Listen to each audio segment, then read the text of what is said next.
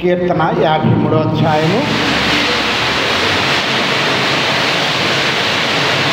మొదటి 4 వచనాలు చదువుతాం. మొదటి 4 వచనాలు ఉత్తర ప్రత్యుత్తర రీతిగా చదువుతున్నాం. 53వ కీర్తన మొదటి 4 వచనాలు. దేవుడు లేడని బుద్ధిహీనులు తమ హృదయములలో అనుకుందురు. వారు చెడిపోయిన వారు అసహ్య కార్యములు చేయదు. మేలు చేయువాడు అక్కడనూ లేడు. వివేకము కలిగి దేవుని వెతుకువారు కలరేమో అని దేవుడు ఆకాశము నుండి చూచి నరులను పరిశీలించారు.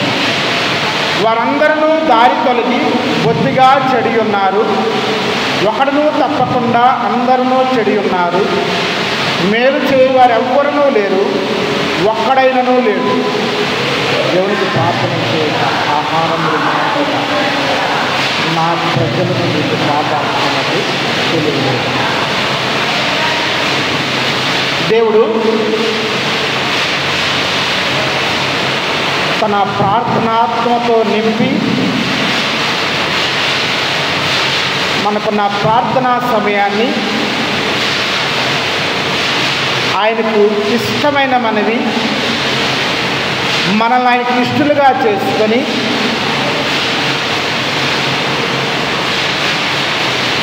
ధ్యానించే వాక్య ధ్యాన కొద్ది సమయాన్ని మనందరి కొరకు దీవించునుగాక.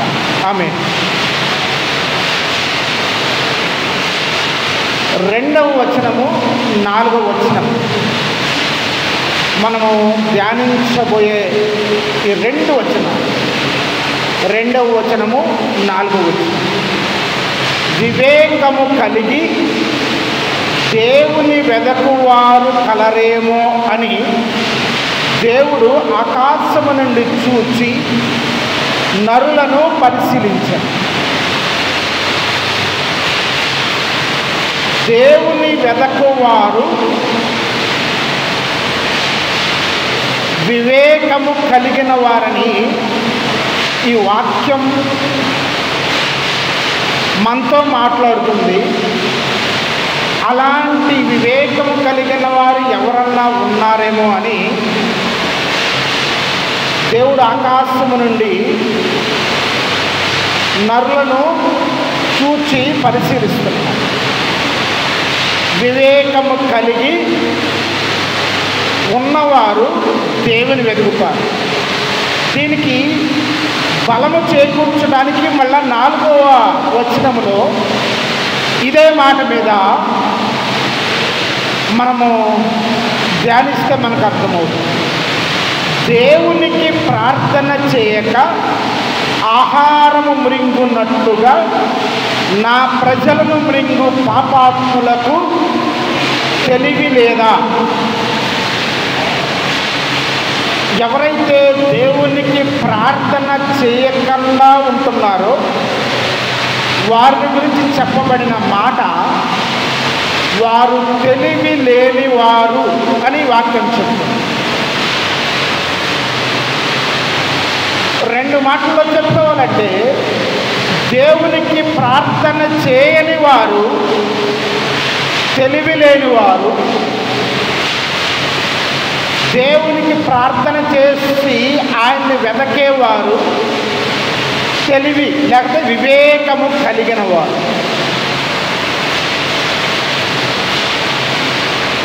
దేవుణ్ణి వెతుకుట మన అవసరము. అది వ్యక్తిగతమైనది ఉండొచ్చు, కుటుంబపరమైనది ఉండొచ్చు, సంఘపరమైనది ఉండొచ్చు. వాటన్నిటిని గురించి మనము ప్రార్థన చేస్తాం, దేవుని దగ్గరికి వెళ్తాం. ఇప్పుడు మనము కూడా ఈ సంవత్సరాంతంలో దేవుడు మనకు కల్పించిన సమయాన్ని వ్యక్తిగతంగా మన సమస్య లేకపోతే ఉదయకాలము దేవుడు మనతో మాట్లాడినట్లుగా దేవునికి మన మధ్య ఇంకా ఏదన్నా దోషము అడ్డుగా ఉందా, మన హృదయము మన మనస్సాక్షి చెబుతుందా, సరిచేసుకుంటానికి దేవునితో సమ్మతిపరచుకుంటానికి వ్యక్తిగతంగా దేవునితో సరిచేసుకొని దగ్గర అవ్వడానికి అది వ్యక్తిగతమైనది. అది దేవునికి మనకి సంబంధము లేని కారణము, లేకపోతే సంబంధానికి ఏదైతే అడ్డుందో దాని విషయమై సమ్మతి పరుచుకొని సరిచేసుకొని దేవునితో సమాధానపడుట అనేది ఒకటి. అది వ్యక్తిగతమైంది. అట్లాగే వ్యక్తిగతమైంది మన వ్యక్తిగతమైన అవసరత కొరకు దేవుని దగ్గర సంఘముతో చేరి ప్రార్థించు. వ్యక్తిగతంగా కూడా ప్రార్థిస్తాం మన అక్కర కొరకు, కుటుంబంగా కూడా ప్రార్థిస్తాం మన ఒక్కరి అక్కర కొరకు, సంఘముగా కూడా మన ఒక్కరి అక్కర కొరకు ప్రార్థిస్తాం. ఇది వ్యక్తిగతమైనది. మొదటి సరి చేసుకోవటం దేవునితో సమాధానపడి సమాధానం కొరకు చేయబడే ప్రార్థన మొదటిది. రెండవది మన వ్యక్తిగత అవసరత కొరకు మనము చేస్తాం, మన కుటుంబంగా చేస్తాం, సంఘంగా చేస్తాం. ఇది రెండవది. అలాగే మన కుటుంబ విషయం కూడా కుటుంబంగా మనం దేవుణ్ణి ప్రార్థిస్తాం, కుటుంబంతో దేవుని సంబంధాన్ని చూసుకుంటాం. దాని దగ్గర కూడా దాదాపుగా అంతే. వ్యక్తిగతమైనది ఏ రీతిగా ఉందో కుటుంబంగా కూడా దేవుని దగ్గరికి మనం వెళ్ళేది మన సమస్య కొరకు, దేవునితో కుటుంబం యొక్క సంబంధము కొరకు. ఆ రీతిగానే సంఘంగా కూడా సంఘముగా మన అక్కర్లన్నింటినీ దేవుని దగ్గర తెలియపరచడం. దానికంటే ముందుగానే అనేక పాటు మనకు దాదాపుగా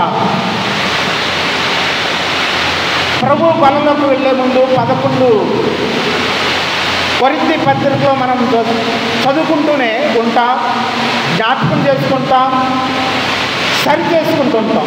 అక్కడ రాయబడిన మాట మనందరికీ తెలుసు. మనలను మనమే పరీక్షించుకున్న ఎడల, విమర్శించుకున్న ఎడల తీర్పులోనికి రాకుండా పోతాం. మనల్ని మనమే పరీక్షించుకోవాలి, మనల్ని మనమే విమర్శ చేసుకోవాలి.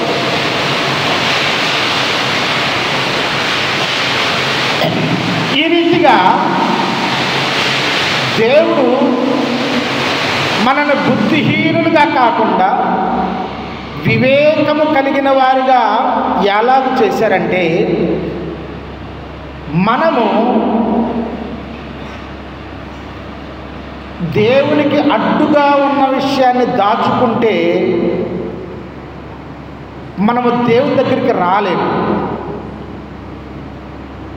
కాబట్టి అది దాచుకునే చేత మన బుద్ధిహీనత బయటపడుతుంది. కానీ అది ఒప్పుకొని విడిచిపెట్టడం చేత దేవుని వాక్యం చెప్తుంది అది వివేకము అని చెప్తుంది. వివేకము కలిగిన మనము దేవుడు తన పిల్లలుగా చేసుకొని, సమాధానపడడం ద్వారా తన పిల్లలుగా చేసుకొని తన పిల్లలకు కొరకు సిద్ధపరిచిన సమస్తాన్ని పొందుకొనడంలో చాలా ఉన్నతమైనవి కూడా దేవుడు మన కొరకు దాచిపెట్టాడు, మన కొరకు సిద్ధపరిచాడు. అయితే వాటన్నింటినీ పొందుకొనడానికి దేవునితో సమాధానం, లేకపోతే మనము దేవుని పిల్లలమా, లేకపోతే దేవుని పిల్లలమైతే ఖచ్చితంగా ఆయన దగ్గరికి వస్తాం, ఆయనతో సంబంధం ఉంటుంది. లేనట్లయితే ఆయన దగ్గరికి రాము, అప్పుడు మనం బుద్ధిహీనులం. కాబట్టి వివేకము కలిగి అనే మాటలో మనము మన సృష్టికర్త అయిన దేవుని దగ్గరికి, అంటే మన సృష్టించాడు. 100వ కీర్తనలో మనందరికీ తెలుసు, మనము ఆయన ప్రజలము, మనము ఆయన పిల్లలము, ఆయన మనల్ని కలుగ చేసినాడని చెప్పి రాయబడింది అక్కడ. చూడండి, ఆ రీతిగా ఆయనతో సమాధానపడి ఆయన పిల్లలమైనప్పుడు మనము సరిచేసుకున్న వారం అవుతాం. అప్పుడు మనము దేవుని వాక్యం 53వ కీర్తనలో చెప్పేది ఏంటంటే, సరిచేసుకుని ఆయన పిల్లలమయ్యమా, మనము వివేకము కలిగిన వారం అవుతాం. వివేకము కలిగిన వారంగా ఉన్నప్పుడు అంటే దేవుని పిల్లలుగా మన సంబంధము దేవునితో కొనసాగుతున్నప్పుడు దేవుడు మన కొరకే ఆలోచించి మన నిమిత్తమే తాను కార్యాలు జరిగించి, అంటే తను మన కొరకే సిద్ధపరిచి బహుమానాలు కానీ మన ప్రతి అవసరతను తీర్చేదాని కొరకు అలాంటి వారి గురించే రాయబడిన మాట మనం అనేక మార్లు వాగ్దానంగా ఎత్తిపెట్టి కూడా ప్రార్థన చేస్తాం. ఏంటంటే, మనము మనవి చేయకమునిపే ప్రత్యుత్తరం ఇచ్చే దేవుడు.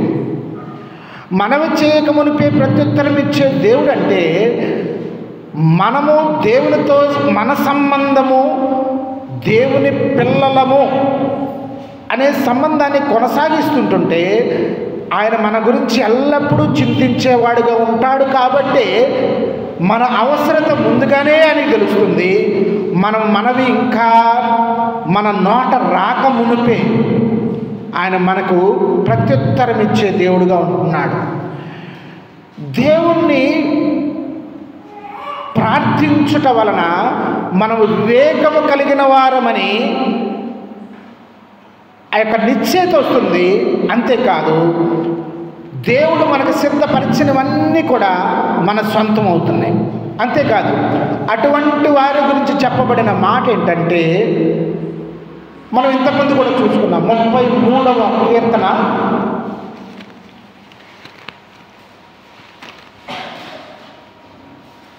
12వ వచనం.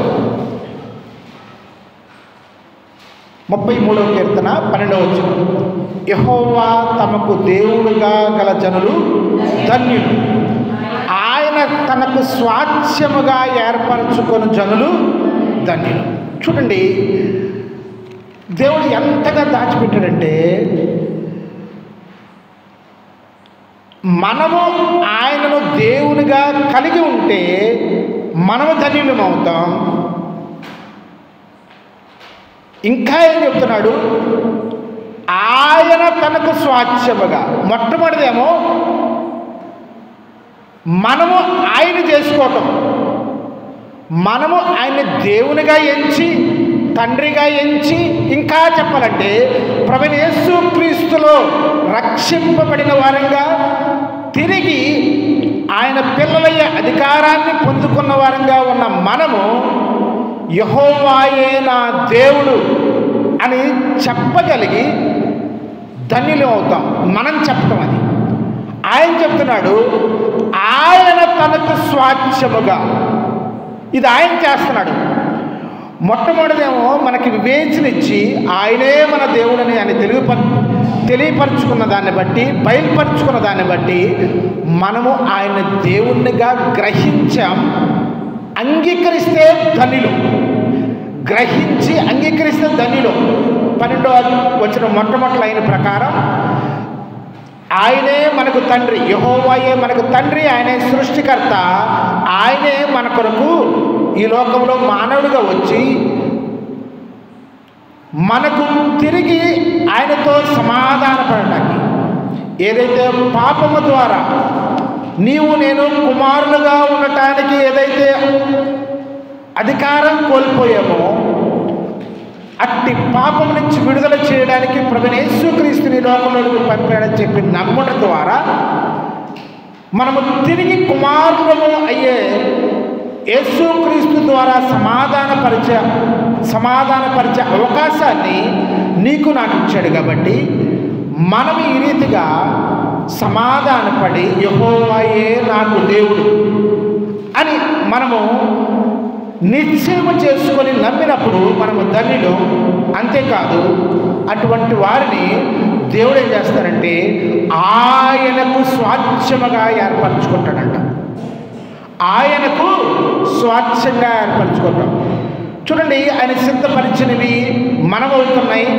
మనం చేయకముందే ప్రత్యుత్తరమే అవుతాం అనేది ఈ లోకంలో మన ప్రతి అవసరత తీర్చడం. వీటన్నిటికీ మించి మనల్నే అంటే ఒకప్పుడు దేవుని ఎరగని వారంగా ఉన్న మనల్ని దేవుణ్ణి ఎరిగేటట్లుగా చేసి అంత మాత్రమే కాకుండా మనల్నే ఆయనకి స్వాచ్ఛముగా ఏర్పరచుకుంటాం. నిజముగా అది ఎంత ధన్యత చూడండి.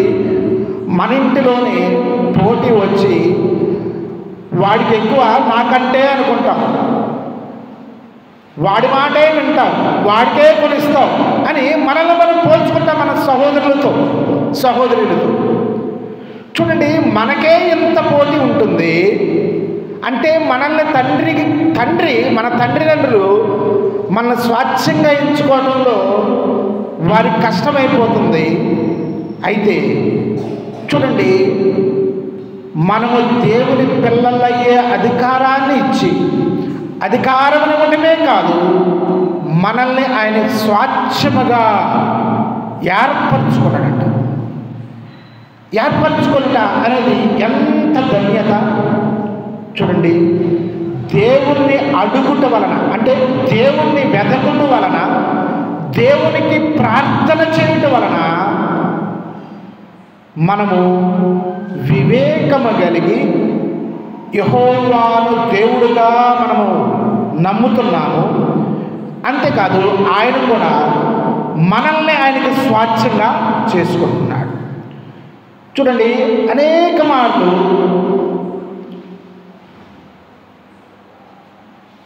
మనము సమస్తాన్ని, అంటే దేవుడే మన సృష్టికర్త అని మన ఎరుగుదురు, మనము ఆయన్ని అడిగి పొందుకోవాలని కూడా తెలుసు. కీర్తనకారుడు అంటాడు, ఆయన ముఖ దర్శనము చేసుకొనుట ద్వారానే నేను సమస్తమును పొందుకొనుచున్నాను అంటాడు. మనము కీర్తనకారుడు మనకు తెలుసు, ఆయన రాజు, ఆయనకు అన్ని సిద్ధపరచబడి ఉంటాయి ముందే. ఆయన కూడా, అంటే అట్టి మహారాజు కూడా దేవుని ఎంతగా ఆధారం చేసుకొని ప్రార్థిస్తున్నాడో, ఆయన ముఖ దర్శనము చేయటం ద్వారానే సమస్తమును పొందుకుంటున్నాను అన్నాడు. మనము ఈ లోక అక్కరణ మాత్రమే కాదు, మన సృష్టికర్త మన తండ్రి అని ఎరిగి మనము ఆయన వారమని 100వ కీర్తనలో చెప్పినట్లుగా మనము గ్రహించిన వారమై మనము దేవుని దగ్గరికి వెళ్ళినప్పుడు మనము కూడా ఆయన ముఖ దర్శనము చేసుకొని సమస్తమును పొందుకుంటాం. ఆ రీతిగా కాకుండా మనం అనేక మార్లు బుద్ధిహీనంగా కూడా ప్రవర్తిస్తాం. మనం ప్రార్థించి మరొక రకంగా మనం సహాయాన్ని అర్థిస్తూ ఉంటాం. దేవుణ్ణి అడుగక అన్న మాట చూస్తున్నాం ఇక్కడ 4వ వచనంలో, 53:4వ వచనంలో, దేవునికి ప్రార్థన చేయక అంటే వారు ఆహారం తింటున్నారు, కానీ వారు దేవునికి ప్రార్థన చేయక ఆహారం తింటున్నారు. ఆహారం ఒకటే కాదు, పొందుకున్న ప్రతి దానికి దేవుని అడగకుండా పొందుకునే వాళ్ళు ఉంటున్నారు. ఒకళ్ళ దేవుని అడిగి పొందుకున్నావా, నువ్వు పొందుకున్నది ఆయన ఇచ్చాడని చెప్పి నువ్వు ఖచ్చితంగా నమ్ముతున్నావా అంటే 4వ వచనంలో చెప్పేది ఏంటంటే, ప్రార్థన చేయకుండా నీవు పొందుకున్న దాన్ని అనుభవిస్తుంటే పాపాత్ములుగా ఉన్నవ నీవు తెలివి లేని వాడవు, తెలివి లేని దానివని ఈ వాక్యం చెబుతుంది. ఆ రీతిగా కాకుండా నువ్వు పొందుకునే ప్రతీది కూడా దేవుని దగ్గర నుంచి పొందుకున్నామని చెప్పి ఎరిగి ఉన్నట్లయితే నిన్ను తెలివి కలిగిన లేకపోతే వివేకము కలిగిన వాడని చెప్పి ఈ 2 వచనాలు 53వ కీర్తన 2వ వచనము 4వ వచనము దాన్ని బలపరుస్తుంది. చూడండి, మరొక మాట కూడా చూసుకొని మనం ఆలస్యమైంది కాబట్టి ప్రార్థనలకు వెళ్తాం. ఉదాహరణకి ఈ మీటింగ్స్ ఉన్నాయి, నేనైతే నమ్ముతున్నా నా నిమిత్తమే ఏర్పరచబడి అని చెప్పి ఈ వీటికే కాదు, దేవుని మందిరంలోకి చేరొచ్చే ప్రతి సమయం కూడా దేవుడు మనకు ఏర్పరిచిందని చెప్పి నమ్ముతున్నాను. దానికి కారణం 65వ కీర్తనలో ఒక మాట ఉంది, అది చదువుకుందా. 65వ కీర్తన మనకి తెలియని వాక్యమేమి కాదు. 65వ కీర్తన 4వ వచనం, నీ ఆవరణంలో నివసించినట్లు నీవు ఏర్పరచుకొని చేర్చుకొనివాడు ధన్యుడు. నీ పరిశుద్ధాలయము చేత నీ మందిరంలోని మేలు చేత మేము తృప్తి పొందేదాము. చూడండి, ఈ వచనం చదివేటప్పుడే మనకు అర్థమైపోతుంది. నీ ఆవరణములో నివసించున్నట్లు మొట్టమొదటి నీవు ఏర్పరచుకున్నవాడు ధన్యుడు, నీవు చేర్చుకున్నవాడు ధన్యుడు. చూడండి, దీన్ని బట్టి మనకు అర్థమవలసింది ఏంటంటే, మనం మందిరంలోనికి రాగలుగుతున్నామా అంటే ఒక ఏర్పాటు ఉంది, మన చేర్చుకున్నవాడు ఉన్నాడు. ఆయనే ప్రార్థన ఆలకించువాడు. పైన ఉంది మనకు తెలుసు, 2వ వచనం, ప్రార్థన ఆలకించువాడు. ఇంకా ఏంటంటే సర్వశరీరం అంటే సమస్తమైన శరీరులు నీ యొద్దకు వచ్చేది రావాలి. ఆయన యొద్దయే ఈ సమస్తమును. ఒక్కటి చెప్పాలంటే, మనము ఈరోజు దేవుని పిల్లలయ్యే అధికారం లేకపోతే మన పాపములకు క్షమాపణ ఆయన దగ్గర దొరుకుతుంది. ఇంకా చెప్పాలంటే రక్షణ యెహోవా ఆధీనం. ఇవన్నీ కూడా ఆయన దగ్గరే దొరుకుతున్నాయి. ఆయన దగ్గర దొరకడానికి, ఆయన దగ్గరికి రావడానికి ఒక ఏర్పాటు ఉంది, చేర్చుకునేవాడు కూడా ఉంటున్నాడు. కాబట్టి మనం గ్రహించాల్సింది ఏంటంటే, దేవుడు అంత ఏర్పాటు చేర్చుకోవటం అంటే రావాలి కదా. రావడానికి వచ్చిన నిన్ను చేర్చుకున్న ఆయన నీ గురించి ఎంతగా కనిపెడుతున్నాడు. మన పక్షంగా ఆలోచించుకోకుండా దేవుని పక్షంగా ఆలోచిస్తే, దేవుణ్ణి మనము చేర్చుకున్నవాడు, ఏర్పరచుకున్నవాడు ఆయన అయితే రాకుండా ఆగిపోయినవాడు దేవుని ఎంతగా ఆయాస పెట్టినట్టు. దానికి కారణం ఏదన్నా ఉండొచ్చు.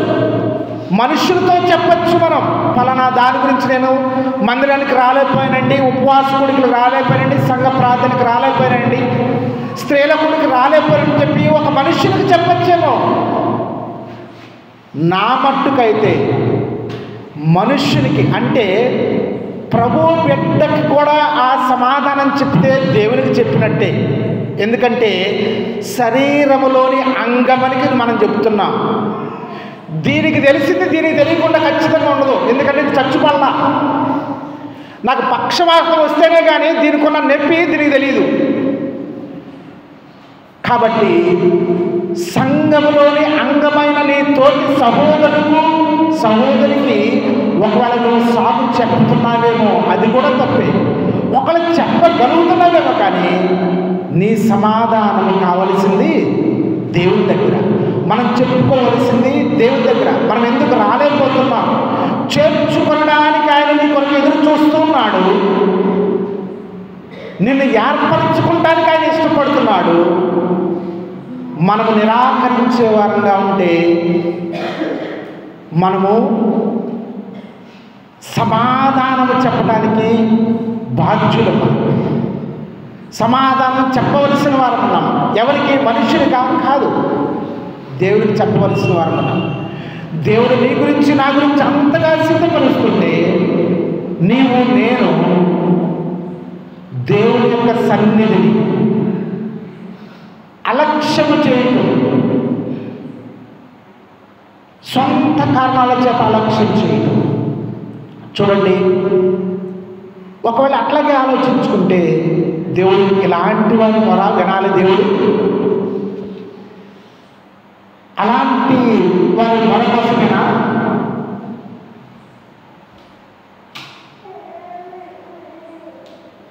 అలాంటి వారి నిమిత్తమే దేవుడు ఎదురు చూచేది, కనిపెట్టేది. నిన్న ఒక భాగంలో జ్ఞాపకం చేసుకున్న యెషయా గ్రంథం 30వ అధ్యాయము ఇది చూసుకొని మనం ప్రార్థనలోకి వెళ్దాం. దాదాపు 10గా వస్తుంది.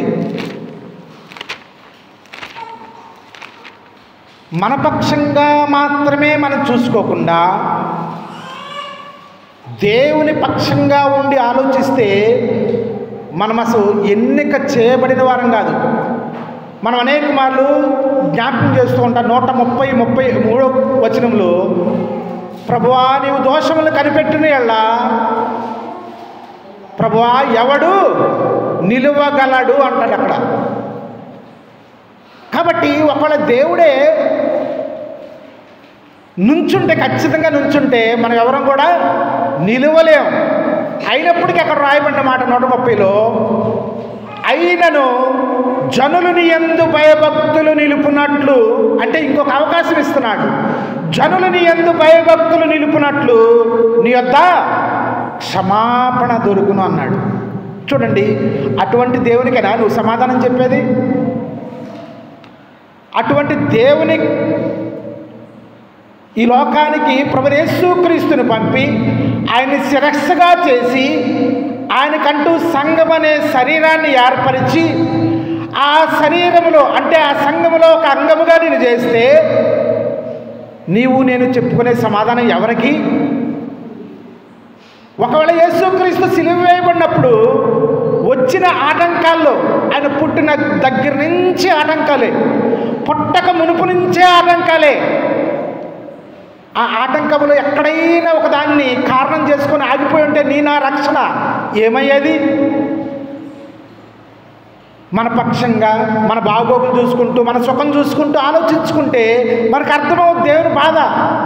దేవుని పక్షంగా వెళ్ళి అటు నుంచొని మనం ఎంతగా దేవుని విసిగిస్తున్నాం, ఎంతగానే బాధపడుతున్నాం మనం ఆలోచిస్తే అప్పుడు దేవుని బాధ ఎంతైనా అర్థమవుద్ది.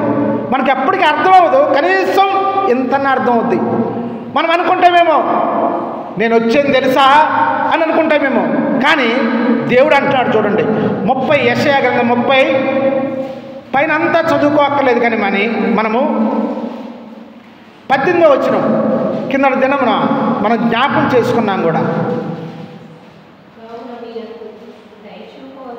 కావున మీ యందు దయచూపవల్లని యెహోవా ఆలస్యము చేయుచున్నాడు, మిమ్మును కరుణింపవల్లని ఆయన నిలువబడి ఉన్నాడు. పైన మీరు వీలుంటే తర్వాత చదువుకోనండి. ఈ 2 లైన్లు కూడా చదువుకుందాం. యెహోవా న్యాయము తీర్చు దేవుడు, ఆయన నిమిత్తము కనిపెట్టుకొని వారందరూ ధన్యులు. ఈ 18వ వచనానికి పై భాగం తర్వాత ఒకవేళ వీలుంటే మీరు చదువుకోనండి. ఎంత దేవుడు ఎంతగా తగ్గించుకున్నాడు అంటే, ఫిలిప్పీ పత్రిక 2వ అధ్యాయం మనకు బాగా తెలుసు. తన్ను తాను ఎంతగా రిక్తునిగా, దాసుని స్వరూపము, సిలువలో బలి అయిపోయేటట్టుగా ఆయన నీ నిమిత్తం నా మీద తగ్గించుకున్నాడు. ఇక్కడ కూడా అట్లాగే తగ్గించుకున్నట్టు ఉంటుంది. చూడండి, గమనించండి 18వ వచనం. కావున మీ యందు దయ చూపవలనని యెహోవా ఆలస్యము చేయుచున్నాడు. ఎవరి యందు దయ చూపవాలని చెప్పి? బాధలో ఉన్న వారి గురించా? సరే, బాధలో ఉన్న వారి గురించి దయ చూపాలంటే నేను నుంచుంటా కాసేపు ఒకే ఓపికతో ఉందామని. కానీ క్రొవ్వెక్కి సమాధానం చెప్పే వారి కొరకు కూడా దేవుడు ఇంకా ఎదురు చూస్తున్నాడు. ఇప్పటికైనా నన్ను అర్థం చేసుకుంటాడా? నేను తండ్రిని, నేను ఎంతగా తన నిమిత్తం చింతిస్తున్నానో, తన గురించి బాధపడుతున్నానో ఇంకా తెలుసుకుంటాడా అని చెప్పి ఎవరి నిమిత్తం? క్రొవ్వుతో సమాధానం చెప్పే నా కొరకే. ఒక చోట అంటాడు పత్రికల్లో, ఈ మాట అట్లాగే ఉంచండి. పత్రికల్లో అంటాడు ఒక మాట, దేవుని సేవకుని హెచ్చరిస్తూ అంటాడు ఆ మాట. అది నా గురించే. మనకేమీ అర్థం కాదు.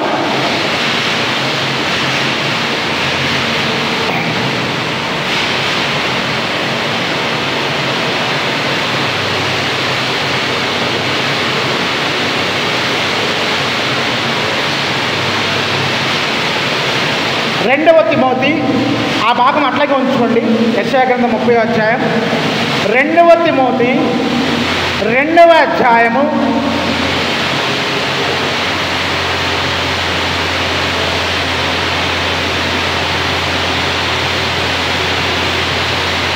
ఇది కూడా పైన చాలా రాసింది, కానీ మనము 23, 24, 25 వచనాలు అవి మాత్రమే చదువుకున్నాం. మనకు సమయం కొద్దిగా ఉంది కాబట్టి చదివేటప్పుడే గ్రహించడానికి, ఆలోచించడానికి ప్రయత్నిద్దాం. నేర్పు లేని మూడుల వితర్కములు జగడములను పుట్టించునని ఎరిగి అట్టి వారిని విసర్జించుము. ఇక్కడి నుంచి జాగ్రత్త గమనించండి. సత్య విషయమైన అనుభవ జ్ఞానము వారికి కలుగుటకై దేవుడు ఒకవేళ ఎదురాడు వారికి మారు మనసు దయచేయును. అందువలన సాతాను తన ఇష్టము చొప్పున చెరపట్టిన వీరు వాని ఊరిలో నుండి తప్పించుకొని మేలుకొనదరేమో అని ప్రభు యొక్క దాసుడు అట్టి వారిని సాత్వికముతో శిక్షించుచు జగడమాడక అందరి ఎడల సాధువుగాను బోధింప సమర్థుడుగాను కీడును సహించువాడుగాను ఉండవలెను. చూడండి, ప్రభు దాసుని హెచ్చరిస్తూ చెప్పబడిన మాట మన భాగం ఏంటంటే, జాగ్రత్త గమనించండి. దేవుడు ఒకవేళ 24వ వచనం చూడండి. సత్య విషయమైన అనుభవ జ్ఞానము వారికి కలుగుటకై దేవుడు ఒకవేళ ఎదురాడు వారికి మారు మనసు దయచేయును. అందువలన సాతాను తన ఇష్టము చొప్పున చెరపట్టిన వీరు వాని ఉరిలో నుండి తప్పించుకొని మేలు కొనెదరేమో అని ప్రభు యొక్క దాసుడు ఏం చేస్తూ ఉండాలంట? అట్టి వారిని సహించాలంట, అట్టి వారికి ఎదుట సాధువుగా ఉండాలంట, అట్టి వారి మీద కోపగించకుండా జగడమాడకుండా జాగ్రత్తగా ఉండాలంట.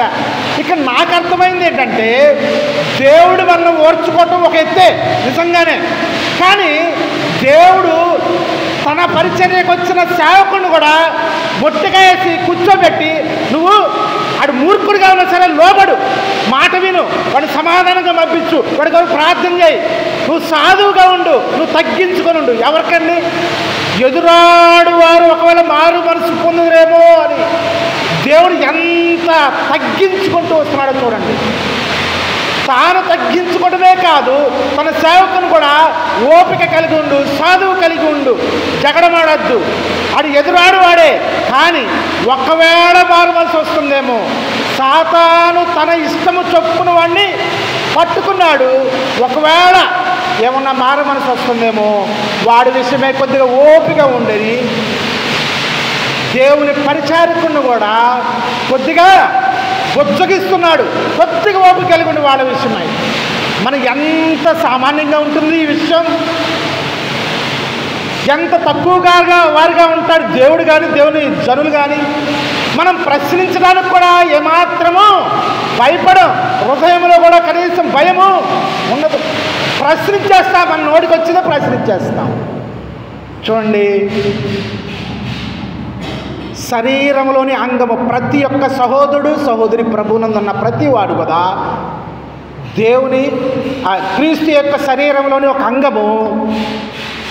ఒక అంగానికి నువ్వు అబద్ధం చెప్పినా దేవునికి అబద్ధం చెప్పినట్టే. వీటన్నిటికి మించి నిన్ను నీవే మోసపరుచుకుంటున్నట్టు దైవ జనునికి ఎదురాడుతుంటే కూడా ఆయన ఓపిక కలిగి ఇంకా శిక్షలోకి వస్తాడేమో అనుకొని ఎదురు చూస్తుంటే నువ్వు దాన్ని సునాయాసంగా తీసుకొని ఆసరాగా తీసుకొని నీవు నేను ప్రశ్నిస్తుంటే మనము మన శిరస్సును మనకు కనికరించి తన మహాప్రేమ చేత కృపచేత ఇచ్చిన రక్షణను ఇచ్చిన ఆయననే ప్రశ్నిస్తున్నాం.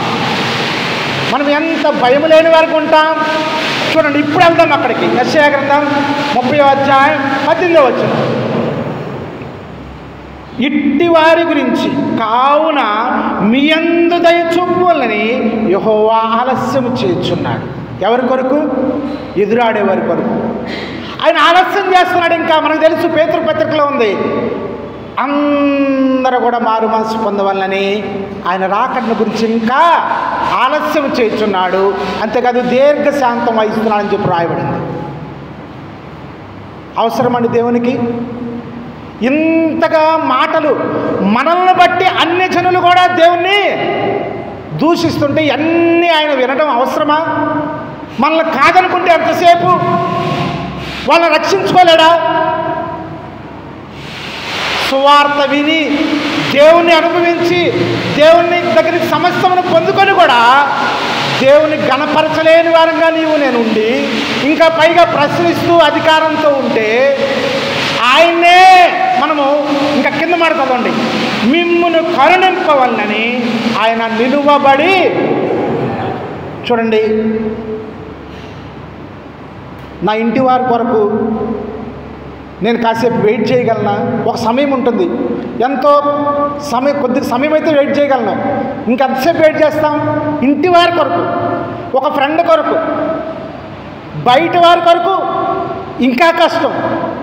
చూడండి, మనుష్యునిగా మన ఇంటి వారి కొరకు మనం వెయిట్ చేయటం మనకే అంత కష్టంగా ఉంటే, మన యందు దయ చూపవల్లని మనను కరుణింపవల్లని చెప్పి ఎవరు?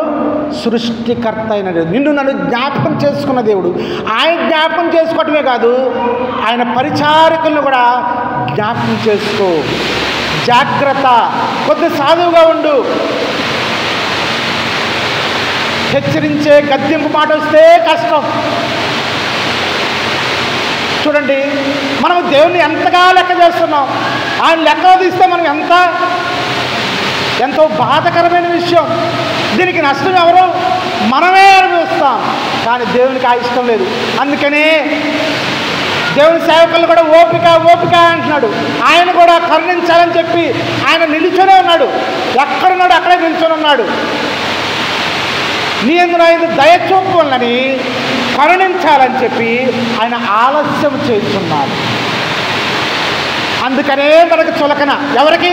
బయట వాళ్ళకి లేదేమో చులకన, క్రైస్తవులుగా ఉన్న మనకే చులకన.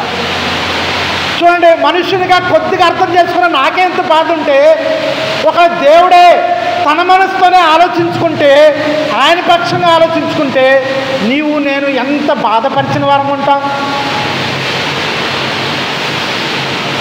మనం ప్రార్థన చేసేటప్పుడు మనం ఇష్టంగా ప్రార్థన చేయడం కాదు, మన ప్రార్థన చేయడానికి మనల్ని చేర్చుకున్నవాడు ఆయన, ఏర్పరచుకున్నవాడు ఆయన. కాబట్టి ఆయన ఏ ప్రార్థన చేసినా వింటాడు అనుకుంటే, ఒకడు అనుభవం లేకుండా చేస్తే వేరే విషయం. కానీ దేవుని ఎరిగి అలాంటి మహాగణత మనకి యెషయా గ్రంథంలోనే ఉంది కదా, 59లో మహాగణుడు. ఇంకో చోట పత్రికల్లో ఉంది కదా, ఆయన సమీపింపరాని తేజస్సు, అక్కడ నివసించేవాడు ఆయన.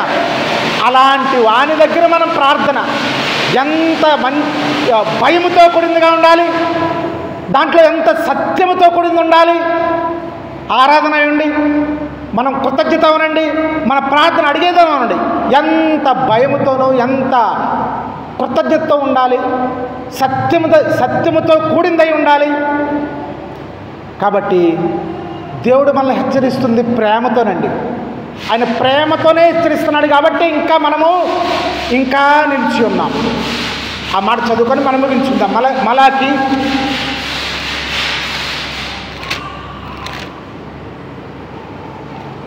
3వ అధ్యాయం 6వ వచనం.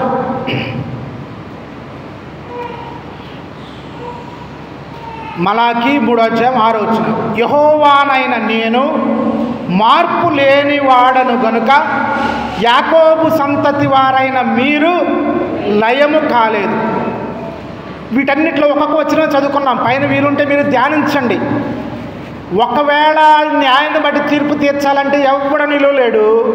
నేను మార్పు లేని వాడిను, యాకోబు సంతతి వారైన మీరు అందుకనే లయం కాలేదు. ఒకవేళ నేను నా న్యాయాన్ని బట్టి తీర్పు తీరిస్తే ఎవడు కూడా నిలవడానికి లేదు. అందుకనే కృపా సత్యములు ఆయన న్యాయానికి ముద్దు పెట్టుకొనివని రాయబడి ఉంది. కాబట్టి ఆ కృప చేతనే ఆ కృపే అడ్డొస్తుంది. నిన్ను నన్ను న్యాయమును బట్టి తీర్పు తీర్చి నాశనం చేయకుండా, లయము కాకుండా చేయడానికి దేవుని కృప అడ్డొస్తుంది. కాబట్టి నేను బ్రతికిపోతున్నాం. కాబట్టి దేవుడు ఎంత దయ చూపుతున్నాడు నా మీద. నా యందు కరుణ చూపాలని చెప్పి ఆయన చూడటం ఏంటండి? నా యందు దయ చూపాలని చెప్పి ఆయన ఆలస్యం చేయటండి. ఈ రీతిగా మన ఆలోచన నుండి మనం ప్రార్థిస్తే మన ప్రతి క్షణము కూడా భయముతో గడుపుతాం, దేవుని సన్నిధిలో గడుపుతాం. మనం ఎక్కడున్నా సరే భయముతో గడుపుతాం. మన ఇష్టానుసారంగా గడపడానికి త్వరపడం. కాబట్టి దేవుడు నిన్ను ఏర్పరచుకున్నాడు, సంతోషించాలి. దేవుడు నిన్ను చేర్చుకున్నాడు, సంతోషించాలి. వీటన్నిటికి మించి నువ్వు అక్కడ ప్రార్థన చేసి సమస్యను పొందుకుంటున్నావా? నీవు వివేకము కలిగిన వాడు, నీవు తెలివి కలిగిన వాడు. ఆ రీతిగా అయితే నీవు ఆయన పిల్లలయ్యే అధికారం ఆయన మనకిచ్చాడు. అంతేకాదు మనల్ని ఆయన స్వాచ్ఛంగా చేసుకుంటున్నాడు. మనం ఆయన దేవునిగా చేసుకుంటే మనల్ని ఆయన స్వాచ్ఛంగా చేసుకుంటున్నాడు. ఇట్టి గొప్ప ధన్యతను మనకిచ్చాడు. కాబట్టి ఇట్టిది పోగొట్టుకున్నామంటే మనంత బుద్ధిహీనులు ఇంకా ఎవరు కూడా లేదు. కాబట్టి మనం కూడా మనం సొంతంగా ఆలోచిద్దాం. ఒకవేళ దేవుడు ఆత్మ నా ద్వారా చెప్పబడిన మాట ఒకటి మనకు వేరుగా అర్థమవుతుందేమో, కానీ వ్యక్తిగతంగా ఈ వాక్యాలు మనం ముందు పెట్టుకొని మనమే ధ్యానిద్దాం. ఏలియా చెప్పాడు కాకుండా ఇంకోటి కానీ కాకుండా మనమే ధ్యానిద్దాం. దేవుడు మనం ఎంత బాధ పెడుతున్నామో మనకు అర్థమవుతుంది. కాబట్టి ఆయన గొప్ప ధన్యతనివ్వడానికి నిన్ను క్రీస్తు యేసులో కన్నాడు. కాబట్టి ఆయన కనిన కుమారుల వలె మనం ప్రవర్తిద్దాం, ఆయన బిడ్డల వలె ప్రవర్తిద్దాం. ఆ రీతిగా కాకుండా పత్రికల్లో రాయబడింది, అలాగైతే మీరు దుర్బీజులే కానీ అంటాడు. మనం దుర్బీజులం కాదు. ప్రభువైన యేసుక్రీస్తు రక్తము చేత కొనబడిన వారం, ఇప్పుడు చదువుకున్న వాక్యం ద్వారా ఏర్పరచబడిన వారం, ఆయన మందిరంలోనికి ఆయన ఆలయంలోనికి చేర్చుకొనబడిన వారు. కాబట్టి మనం దుర్బీజులం కాదు, ఆయన పిల్లలము. ఆయన పిల్లల వలె ప్రవర్తించుట మనకు దేవుడు నేర్పునుగాక. దేవుడి కొద్ది మాట దీవించి ఆశీర్వదించునుగాక. ఆమేన్.